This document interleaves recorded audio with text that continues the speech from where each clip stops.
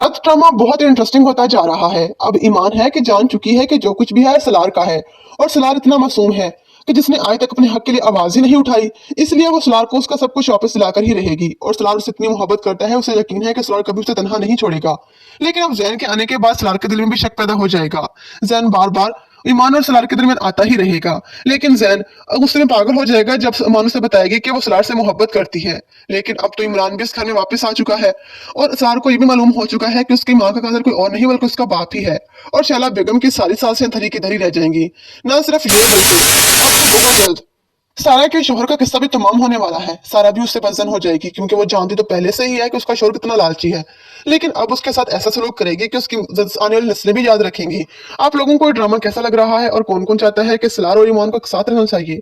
Comment करके अपनी कीमती राय से में लाजमी आगाह कीजिएगा। मज़ीद ड्रामा रिव्यूज के लिए हमारे चैनल को सब्सक्राइब कर लीजिए, और साथ में मौजूद बेल आइकन को दबा लीजिए, ताकि हमारे चैनल पर चलने वाली हर अपडेट का नोटिफिकेशन आपको बआसानी और वक्त पर मिलता रहे। ड्रामा से रात की आने वाली एपिसोड्स में आप देखेंगे जैद किसी हाल में भी ईमान को उस घर में खुश नहीं देख पा रहा, क्योंकि उसे लगता है कि सिर्फ ईमान की वजह से उसका हंसता बसता घर बर्बाद होकर रह गया। इसीलिए तो वो हर मुमकिन कोशिश करके सब लोगों की नजरों के सामने ईमान को गिराना चाहता है, ताकि वो उसे वही अजियत पहुंचा सके जिस अजियत से वो गुजरा था। ईमान, तुम इस तरह मुझे बुलाकर अपनी जिंदगी में आगे बढ़ जाओगी। अगर मुझे पहले अंदाजा होता तो शायद मैं तुमसे कभी मोहब्बत करने का सोचता तक ना। तुमने भी मुझसे मोहब्बत का दावा किया था, लेकिन तुम्हारी मोहब्बत इतनी खोखली निकली कि मेरी तुम्हारी जिंदगी से दूर जाने के बाद ही तुम इस तरह किसी और लड़के से शादी कर लोगी। शायद कभी भी मैं अपनी माँ को इस तरह हर्ट न करता। वो तो तुम्हें देखने के बाद ही समझ गई थी कि तुम किस किस्म की लड़की हो, लेकिन मैं ही तुम्हारी मोहब्बत में अंधा हो गया था। इधर ईमान काफी ज्यादा परेशान है, क्योंकि जब से इसे ये बात मालूम हुई है कि जैद और समन की शादी होने जा रही है, तो उससे जैद की वही पुरानी बातें याद आने शुरू हो जाती हैं कि किस तरह जैद ने उससे मोहब्बत के दावे किए थे। आने वाली एपिसोड्स काफी ज्यादा इंटरेस्टिंग होने जा रही हैं।